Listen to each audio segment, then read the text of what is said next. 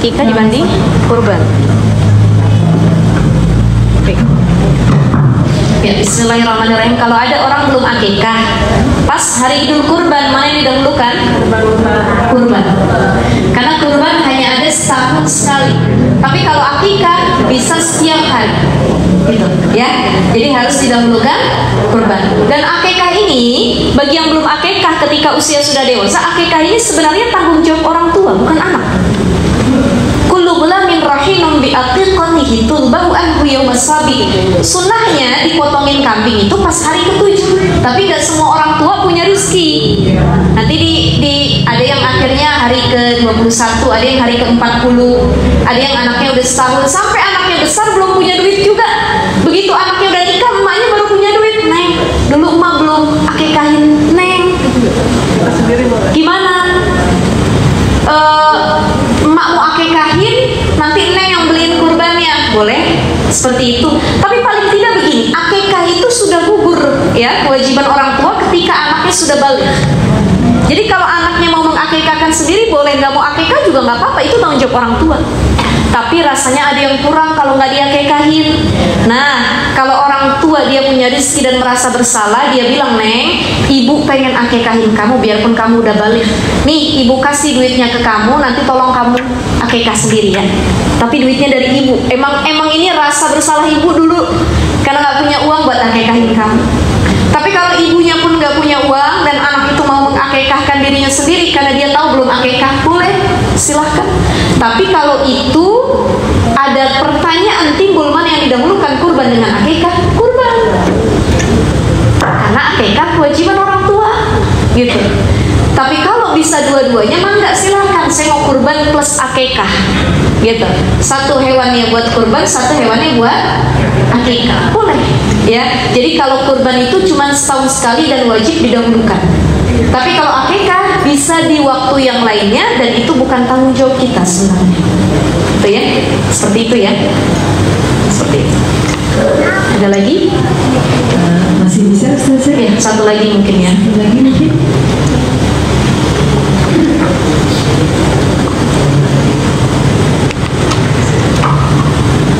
Assalamualaikum warahmatullahi wabarakatuh. Waalaikumsalam warahmatullahi wabarakatuh.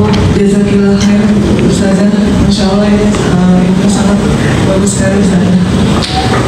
Ustazah, ini mengenai rahasia di balik perintah dengan Allah. Jadi di balik perintah dengan Allah itu hanya Allah ingin menguji keimanan kita saja Ustazah. Maksudnya kita bisa sabar atau tidak dengan ujian yang Allah kasih. Atau ada faktor lain Ustazah selain keimanan itu? Bisa gini, ya jadi makna dari itu ya. Saya jadi teringat nih pertanyaan dari Bunda ya, yang kasus pesawat jatuh kemarin Air India itu. Itu ada satu berita lagi Bu, kemarin ada seorang mahasiswa yang dia harusnya terbang ke London, tapi dia ketinggalan boarding pesawat, cuma 10 menit dia ketinggalan.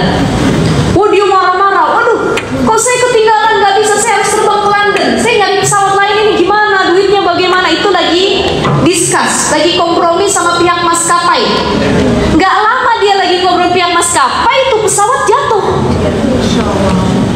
Pesawatnya jatuh.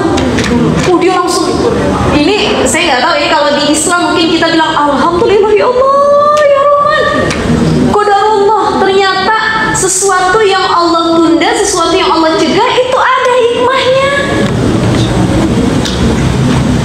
Tuh, jadi sebenarnya bukan cuma Allah pengen nguji kesabaran kita, keimanan kita, tapi Allah bisa jadi mau menjaga kita. Allah cemburu kalau melihat kita maksiat.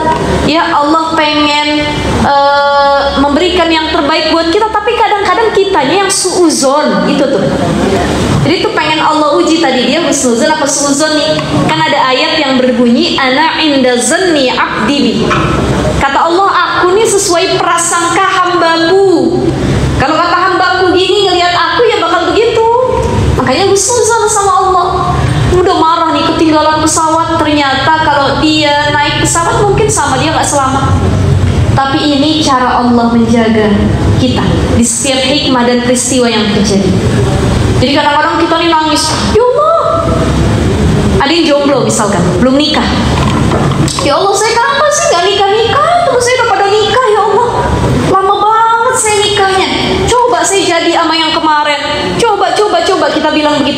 andaikan, seandainya, bila mana, laukana dan lain sebagainya, saya menikah ya Allah.